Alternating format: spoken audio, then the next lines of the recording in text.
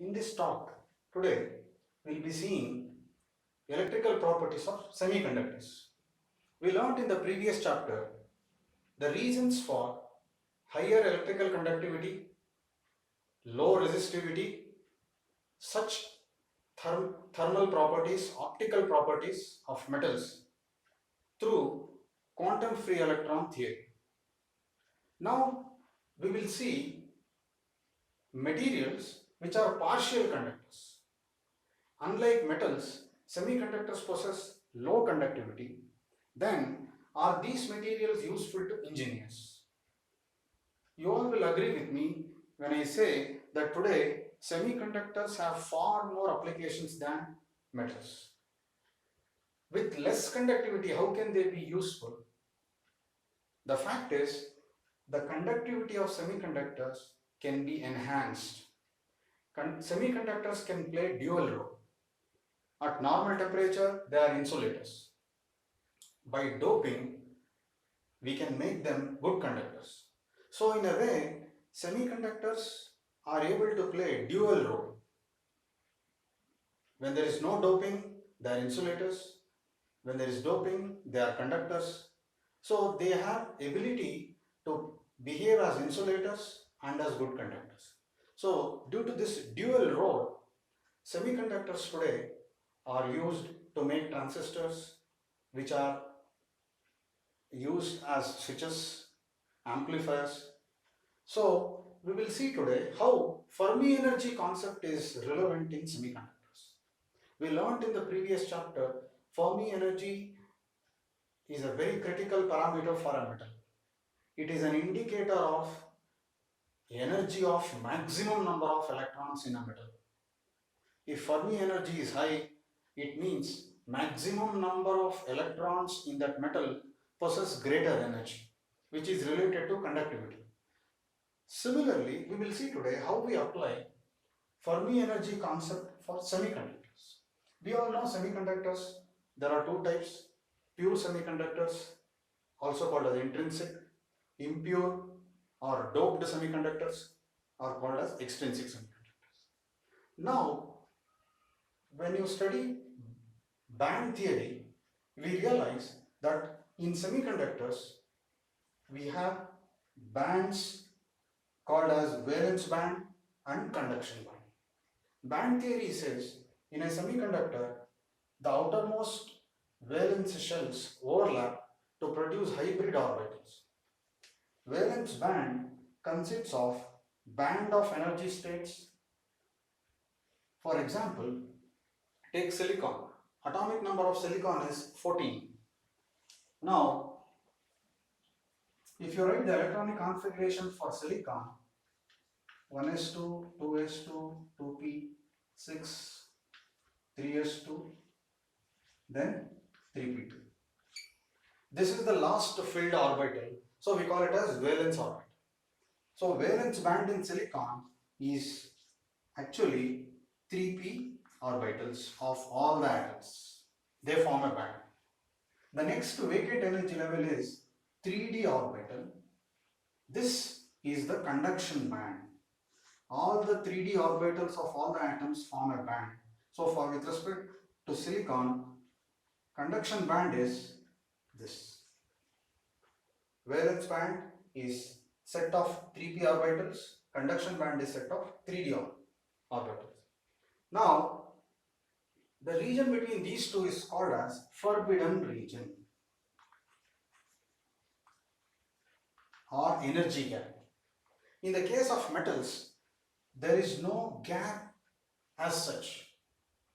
All the free electrons are in conduction band, hence conductivity is high.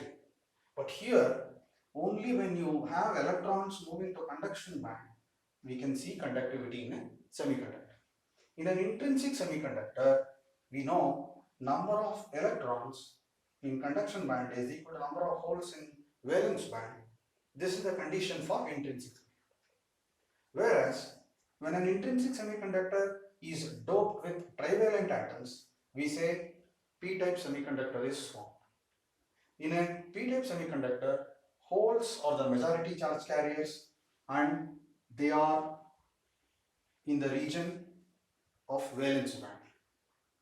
In an n-type semiconductor, here the dopant is a pentavalent material.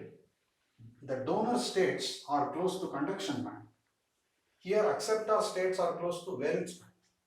See here the conduction band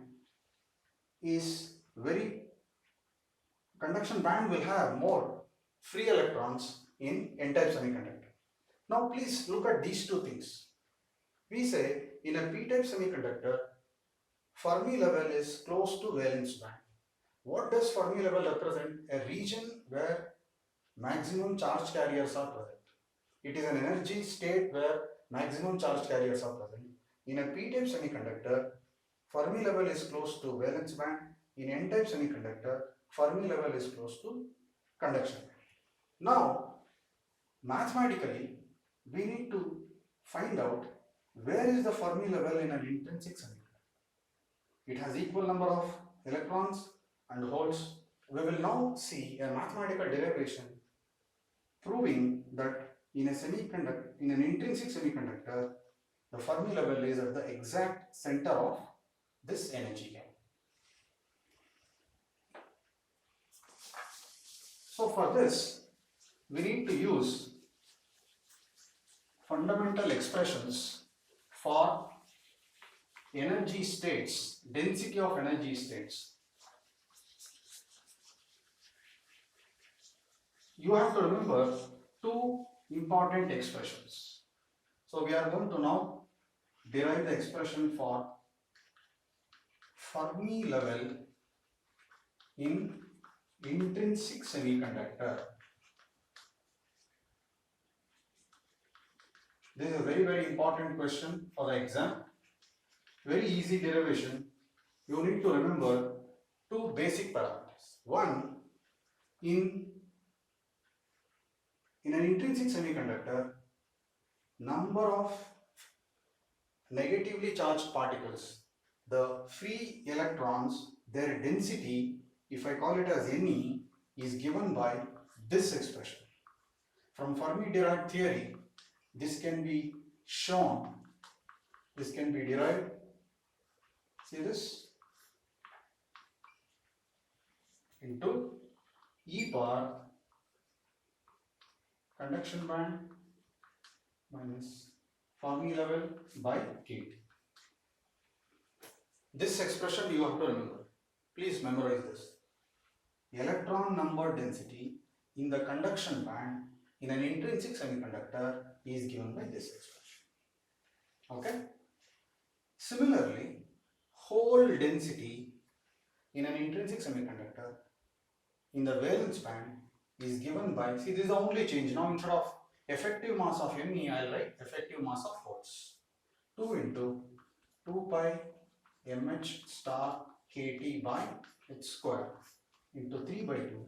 Here, see this E power Fermi level minus valence energy by kT. Please try to understand how are these things written. For conduction band, in an, see this is EC, this is EV. Okay?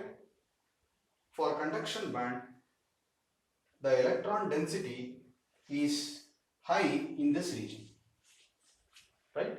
In an n-type semiconductor, Fermi level is close to this. In p-type semiconductor, Fermi level is close to this. So, with respect to electrons, we take, see this, EC minus EF by kT. With respect to holes, we take, this is EF minus EV by kT. Now, we know in an intrinsic semiconductor, Ne is equal to NH. Rest is simple algebra. You can easily now simplify. So, write this whole expression here. This is equal to this expression. Now, when you simplify it, see all these things get cancelled except this. What you get is, I am skipping few steps. See here, Me star by Mh star. I can cross multiply this. pi into 3 by 2 is equal to, see this, e power Ec minus Ef by Kt by e power Ef minus Ev by Kt. Now just simplify this. Take natural log on both sides. 3 by 2 ln me star by mh star. This is now, before taking log here, can you simplify this here? E power, this becomes Ec minus 2Ef plus E by Kt. So I take natural log for this. Ec minus 2Ef plus Ev by Kt into ln base E of E.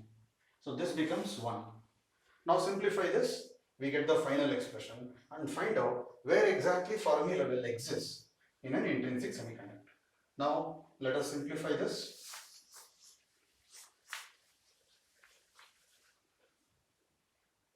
How do we do that? See here, 3 by 2 ln me star by mh star is equal to, see here, I will rearrange this, Ec plus Ev minus 2Ef Kt, I will write it here. Okay, this Kt is cross multiplied. And now I send this, I need expression for Ef. So I send this term this side. Now Ef, 2Ef is here Ec plus Ev minus 3 by 2 Kt ln me star by me star. Now I need expression for this Ef, so write it here 2, this becomes 4, right? So we have almost reached the final step. Fermi energy in an intrinsic semiconductor is given by this. In an intrinsic semiconductor, effective mass of electron and effective mass of holes is equal. Because of that, this term becomes 0, and now we realize Fermi level is average energy, average of conduction energy and valence energy. This means, here, if this is ground state, this is valence band, this is conduction band, average of this energy and this is this. So Fermi level, this expression shows in an intrinsic semiconductor, Fermi level lies at the center of energy gap or the forbidden region between conduction band and valence band. See, to derive this, we have few steps. You need to remember expression for electron number density, expression for hole density in semiconductor.